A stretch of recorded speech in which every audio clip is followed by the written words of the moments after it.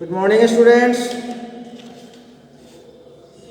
आज के हम लोग इस रिवीजन क्लास में चैप्टर 7 से स्टार्ट कर रहे हैं, the tundra region case study Greenland. इसको स्टार्ट करने से पहले आप लोग अपना अपना अटेंडेंस बना लें।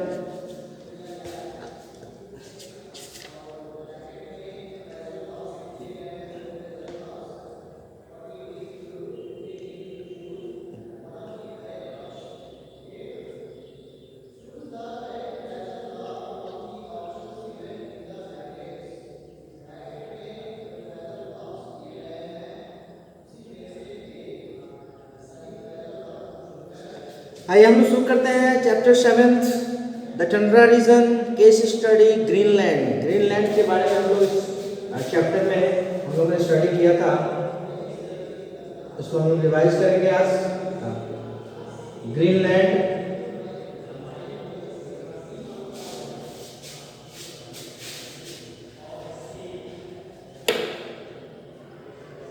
ट्रॉपिकल जोन, 3 क्लाइमेटिक जोन्स के बारे में हम लोगों ने पढ़ा है, और जिसमें ट्रॉपिकल जोन, टेम्परेट जोन, ये 2 जोन, और तीसरा जोन जो होता है फ्रिज जोन। तीसरा क्लाइमेटिक जोन है फ्रिज जोन, और हम लोग उसी की चर्चा आज करेंगे। ये टंड्रा रीजन ग्रीनलैंड जो है वो फ्रिजिड जोन में अवस्थित है ना। फ्रिजिड जोन का पार्ट है। प्रीवियस चैप्टर्स में हम लोगों ने ट्रॉपिकल जोन और टेम्परेट जोन में अवस्थित प्लेसेस के बारे में पढ़ा, और इस चैप्टर में हम लोग फ्रिजिड जोन में अवस्थित ग्रीनलैंड की बात करेंगे, ग्रीनलैंड के बारे में जानेंगे। जो सबसे फ्रिजिड जोन, जो सबसे कोल्डेस्ट जोन है, उसकी बात होगी। फ्रिजिड जोन में भी 2 जोन है, नॉर्थ फ्रिजिड जोन और south frigid zone. The north frigid zone is further subdivided into the great ice caps and tundra region. North frigid zone 2 भागों में विभाजित होता है, the great ice cap and the tundra region. हम लोग इस chapter में tundra region की चर्चा करेंगे। Tundra region is found between 16 degree north and 18 degree north latitudes, है ना। The Arctic Circle passes through this region. It includes the northern parts of Canada, Alaska, Greenland and the northern part of Eurasia. Tundra region 60 degree north से 80 degree north के बीच अवस्थित है, latitudes के बीच अवस्थित है। जैसा कि मैंने बताया, नॉर्थ टेम्परेट जोन का हिस्सा है ये। नॉर्थ फ्रिजिड जोन का हिस्सा है ये। नॉर्थ फ्रिजिड जोन में आता है। The Arctic Circle passes through, इस रीजन से आर्कटिक सर्कल पास होती है, और इसमें northern parts of Canada, Alaska, Greenland और नॉर्दर्न पार्ट ऑफ यूरेशिया आते हैं। Eurasia it means Europe and Asia मिलकर यूरेशिया बनता है। यूरेशिया का निर्माण करते हैं, यह क्षेत्र यूरेशिया कहलाता है। This type of region is not found in the southern hemisphere because the main land mass of the southern hemisphere does not extend beyond the temperate zone. क्योंकि सदर्न हेमिस्फीयर का जो लैंड मास है वो temperate zone के आगे नहीं जाता है, एक्सटेंड नहीं करता। तो हम लोग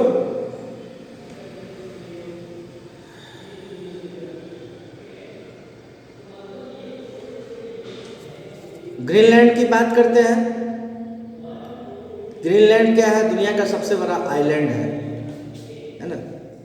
दुनिया का सबसे बड़ा island Greenland, located toward the north east of north America.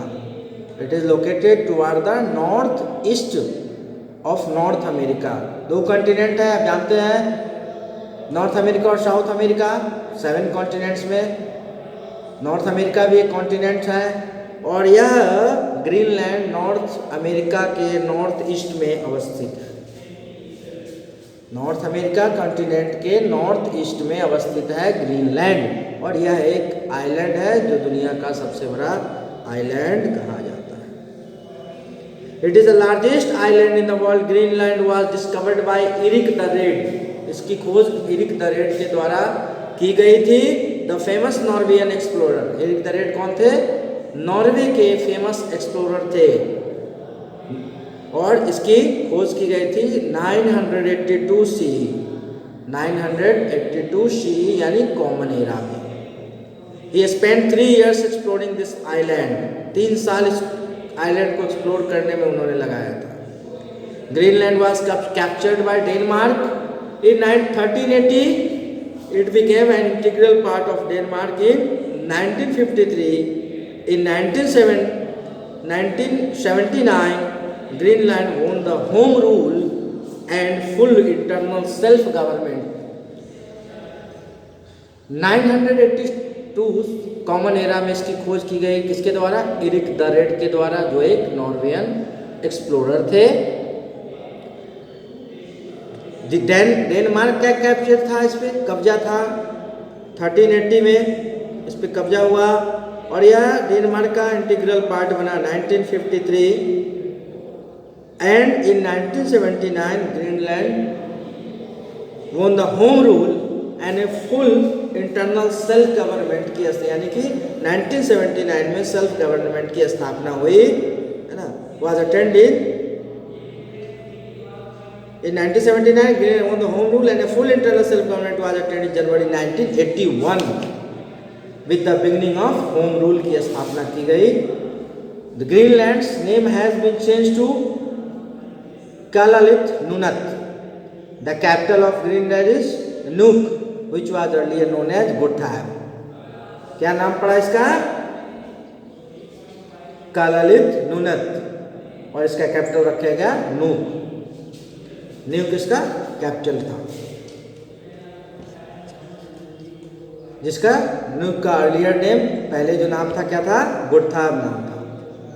Location की बात मैंने की, नॉर्थ अमेरिका का ये पार्ट है, नॉर्थ अमेरिका में पड़ता है, नॉर्थ अमेरिका में अवस्थित है Greenland, a territory of Denmark. Greenland is located to the north east of Canada. It is surrounded by Arctic Ocean in the north and the Atlantic Ocean in the south. North में Arctic Ocean है और south में Atlantic Ocean है। The Baffin Bay is on its west and Greenland is on its, यानी चारों तरफ से water bodies है, तभी आइलैंड है, दुनिया का सबसे बड़ा आइलैंड है। नॉर्थ में जो है आर्कटिक ओशियन, साउथ में Atlantic Ocean, Baffin Bay west में, और Greenland Sea is east on its, पूरब में Greenland Sea. Greenland has an about area of 21,66,086 square kilometer and it supports a population of about 60,000 people live here. Land surface, low plateau surrounded by the coastal mountains. The mountains are always covered with thick snow. This ice covering is known as ice cap. During spring, bits of ice caps break off from the main mass of ice and fall into the ocean. Greenland जो है लो plateau है, और किससे घिरा हुआ है? Coastal mountains, तटीय पहाड़ों से घिरा हुआ है। कोस्ट पे जो माउंटेन होते हैं उसको कोस्टल माउंटेन्स कहा जाता है, और इससे ये घिरा हुआ है ग्रीनलैंड। और यह माउंटेन जो है हमेशा बर्फ से, स्नो से ढका रहता है, और कभी कभी जब ये टूटता है, इसके टुकड़े जब टूटते हैं, टुकड़ों में जब ये टूटता है अपने मेन मास से, यानी मुख्य जो ब्लॉक्स ऑफ आइस है ना, और यह कहाँ चला जाता है? Fall into the during spring, bits of ice caps break off, ice cap के टुकड़े जो है टूटते हैं और and fallen into the ocean, ocean में चले जाते हैं, this floating blocks of ice are called iceberg. और इसी फ्लोटिंग ब्लॉक्स जो तैरता हुआ जो फ्लोटिंग ब्लॉक्स है उसको आइसबर्ग कहा जाता है। About 90% of an iceberg is always under water. ये जो आइसबर्ग होता है उसका 90% हिस्सा 90% जो है वो पानी के अंदर रहता है ना, और टिप उसका बाहर की नजर आता है पानी से। What we generally see is only the tip of the iceberg। सिर्फ हम लोग उसके चोटी को, ऊपरी सिरे को देख सकते हैं, बाकी का 90% हिस्सा 90% वो पानी में डूबा रहता है। जैसा मैंने आपको बताया था, चैप्टर को जब पढ़ाया था आपको बताया गया था कि icebergs are very dangerous for ships. जहाज़ों के लिए यह बहुत ही डेंजरस है, खतरनाक है, क्योंकि जहाज़ जब यहाँ गुजरते हैं समुद्र से, है ना, जब तो यह चूँकि इसका 90% हिस्सा जो है वो पानी में डूबा हुआ है, ओशन के पानी में डूबा हुआ है, तो यह नज़र नहीं आता है। और इनकेस अगर इसकी टक्कर जो है किस जहाज़ की टक्कर अगर इस आइसबर्ग से हो गई तो जहाज़ दुर्घटनाग्रस्त हो जाता है। जिसका एक उदाहरण टाइटैनिक जहाज़ एक बहुत बड़ा उदाहरण है, एक बहुत बड़ी घटना है जो 1912 में घटी थी। टाइटैनिक जहाज, ocean liner called Titanic, sank after hitting an iceberg. इससे टकराने, इस आइसबर्ग से टकरा के पानी भरने की वजह से यह पानी में डूब गया था and more than 1500 peoples were lost in the mishap. और यह बहुत बड़ी घटना कही जाती है कि इस आइसबर्ग से टकराने की वजह से जहाज, टाइटैनिक जैसा बड़ा जहाज डूब गया था और लगभग 1500 लोगों की जानें, उससे भी अधिक लोगों की जानें चली गई थी। दिस डे शिप्स, इस खतरे से बचने के लिए अब जो है कई सारे उपाय किए गए, है ना। डिटेक्टर्स लगाए गए, जहाज़ों में, शिप्स में डिटेक्टर्स लगाए जाते हैं जो खतरे की जानकारी देता है, which can sense the presence of iceberg, जो बताता है कि आगे आइसबर्ग मौजूद है, तो जहाज को अपना रास्ता वहाँ से बदलना होता है ना। चेतावनी देता है कि आगे आइसबर्ग है, तो जहाज जो है को अपना रास्ता बदलना होता है, अपने रास्ता बदल लेते हैं और इस बड़े बहुत होने वाले दुर्घटना से बच पाते हैं। The temperature suddenly drops and ships can, कैसे ये पता लगाता है आइसबर्ग है आगे, है ना, ये डिटेक्टर्स कैसे पता लगाता है। If the iceberg is somewhere near the ship, अगर शिप यानी जहाज के आसपास अगर आइसबर्ग मौजूद है तो टेम्परेचर जो है ड्रॉप हो जाता है, suddenly drops and the ship can save itself by changing its roots.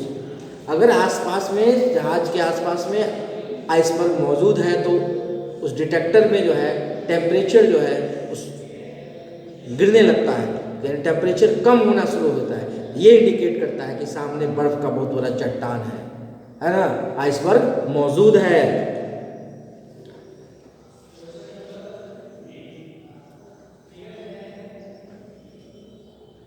और इंटरनेशनल आइस पेट्रोल जो है ये इस पे टीम जो होती है उसकी, ये इस पे नज़र रखती है, निगरानी रखती है आइसबर्ग पे, ठीक है। जो आइसबर्ग पे निगरानी रखती है उस टीम को आइस पेट्रोल कहा जाता है, ठीक है। द इंटरनेशनल आइस पेट्रोल, अंतर्राष्ट्रीय आइस पेट्रोल कहा जाता है, जो आइसबर्ग पे नज़र रखती है, निगरानी करती है, समुद्र में, सागर में अवस्थित आइसबर्ग पे नज़र रखती है ना। टंड्रा रीजन के क्लाइमेट के बारे में, अब चूंकि यह फ्रिजिड जोन में आता है, नॉर्थ फ्रिजिड जोन का ये पार्ट है, तो डेफिनेटली जो है ऑब्वियसली यह ठंडा क्षेत्र है ना, एक्सट्रीमली कोल्ड है। It is covered with ice for about 9 months in a year. During the short summer, ice melts, but the temperature is still not more than 10 degrees Celsius.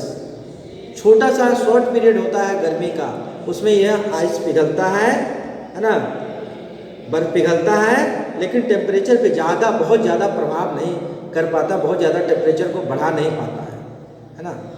Short period है गर्मी का, लगभग 8 से 9 महीने बर्फ जमा रहता है, कवर्ड विथ आइस, है ना। about 8 to 9 months in a year, and the summer periods, summer are very short, है ना. During the short summer ice melt, बर्फ पिघलता है, लेकिन इसके टेम्परेचर में जो इंक्रीजिंग होना चाहिए, तो टेम्परेचर में इंक्रीजिंग पर ज़्यादा प्रभाव नहीं पड़ता है. Not more than 10 degree Celsius. ठीक है. During the winter month the sun is not clearly visible. सर्दी के समय में सूर्य जो है सही प्रकार से दिखाई नहीं पड़ता है. So Greenland has an extremely cold climate with short days and very long nights. Extremely cold climate है, क्योंकि सूर्य जो है वह उसकी रोशनी सही से नहीं पहुंच पाती है, उसकी गर्मी नहीं पहुंच पाती है. इसीलिए यह जो है ग्रीनलैंड जो है वो एक्सट्रीमली कोल्ड क्लाइमेट एक्सपीरियंस करता है, जहां दिन छोटा और रातें बड़ी होती हैं, है ना. आप जानते हैं कि सर्दी में क्या होता है, विंटर सीजन में हमारे यहाँ भी दिन जो है छोटा होता है और रातें लंबी होती है. Same as in Greenland the climate is extremely cold and the days are short. The days are short and nights are longer, है ना. But even in these long nights there is enough light because the sun is above the horizon. लेकिन इन रात में भी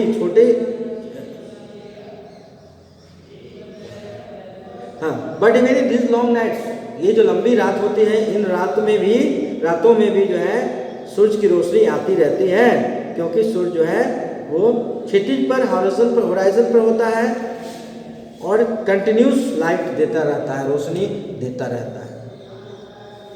सो the nights are not completely dark here. और Greenland की रातें जो होती है पूरी तरह अंधकारमय नहीं होती है, not completely dark. However, in summer the sun shines brightly all the 24 hours in most part of the island. The sun can be seen even at midnight. सूर्य को मध्य रात्रि में भी ग्रीनलैंड में देखा जा सकता है ना. सूर्य को हम लोग तो सिर्फ दिन में देख पाते हैं, शाम के समय सूर्य अस्त हो जाता है, लेकिन ग्रीनलैंड एक ऐसा जगह है जहाँ पे हम रात को भी सूर्य को देख सकते हैं, है ना. The sun can be seen even at midnight. All these climatic variations occur due to its location. क्यों होता है ऐसा? इसके लोकेशन की वजह से, है ना. Near the poles, north pole और साउथ पोल के बारे में जानते हैं. नॉर्थ पोल के नज़दीक, पोल्स के नज़दीक अवस्थित है और इक्वेटर से बहुत ज़्यादा दूर है, far away from the equator. So we can see the sun can be seen even at midnight. मध्य रात्रि को यानी रात को भी जो है सूर्य को देखा जा सकता है. यह किस पर निर्भर करता है, ये किसकी वजह से होता है?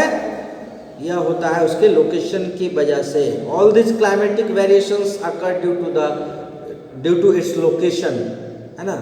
फ्रिजिड जोन में है ना, पोल्स के नज़दीक है और इक्वेटर से बहुत दूर है. इसकी वजह से मध्य रात्रि में भी सूर्य को देखा जा सकता है. वेजिटेशन की अगर हम बात करते हैं तो word Greenland gives a feeling that, green का मतलब होता है हरा. आप जानते हैं कि अगर हम बात करें और हमें ग्रीनलैंड के बारे में कुछ नहीं पता है, हम कुछ नहीं जानते हैं ग्रीनलैंड के बारे में, तो हमारे दिमाग में यह बात आती है ग्रीनलैंड यानी सब कुछ हरा भरा होगा.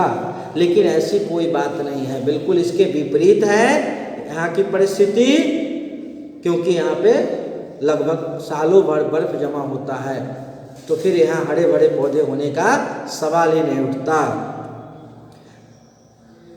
The ice melts only during short summer seasons. The few plants which grow. जब शॉर्ट समर सीजन होता है, बर्फ पिघलता है, तो कुछ ही प्रकार के पौधे यहाँ पे ग्रो कर पाते हैं, जिसमें mosses, lichens, grasses and bushes. Some beautiful flowers can be seen during spring season. बसंत ऋतु में कुछ भी खूबसूरत फूलों को देखा जा सकता है. Berries like blueberries and cranberries berries are also found here. कुछ ही प्रकार के पौधे इस बर्फ वाले क्षेत्र में, है ना, जो ऐसा क्षेत्र ग्रीनलैंड है जहाँ 8-9 महीने बर्फ से ढका होता है, गर्मी का पीरियड बहुत छोटा होता है और बर्फ जब पिघलता है तो यहाँ पे कुछ पौधे ग्रो कर पाते हैं, जिसमें mosses, lichens, grasses and bushes आते हैं. और स्प्रिंग सीजन में कुछ प्रकार के, कुछ वैरायटी के फ्लावर्स को भी देखा जा सकता है. और बेरीज में ब्लैक ब्लूबेरीज और क्रेनबेरीज यहाँ पे पाए जाते हैं। There are no forest here because due to the presence of ice. Okay, wood has to be brought in here from the other places. दूसरी जगह से अगर लकड़ी की जरूरत पड़ती है तो लोग दूसरे जगह से मंगवाते हैं, लाते हैं। ठीक है, तो स्टूडेंट्स आज के क्लास में बस इतना ही।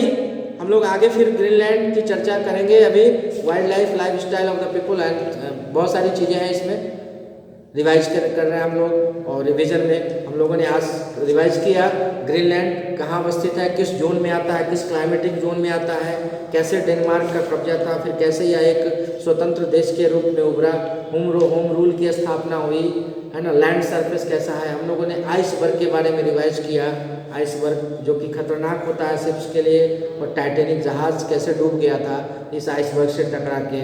क्लाइमेट की बात की, एक्सट्रीमली कोल्ड क्लाइमेट, है ना, चूँकि फ्रिजिड जोन में आता है ये, तो क्लाइमेट एक्सट्रीमली कोल्ड क्लाइमेट है। और वेजिटेशन साल 8-9 महीने साल में बर्फ जमा होने की वजह से वेजिटेशन यहाँ पे नहीं है। कुछ प्रकार के ही पौधे जो है यहाँ पे झाड़ी नुमा पौधे जैसे हो पाते हैं। कुछ फूल जो है स्प्रिंग सीजन में नज़र आते हैं, और क्रेनबेरी और ब्लूबेरी जैसे बेरीज जो है यहाँ पे पाए जाते हैं। ठीक है, तो आज के क्लास को मैं यहीं पे समाप्त करता हूँ। Thank you and have a good day.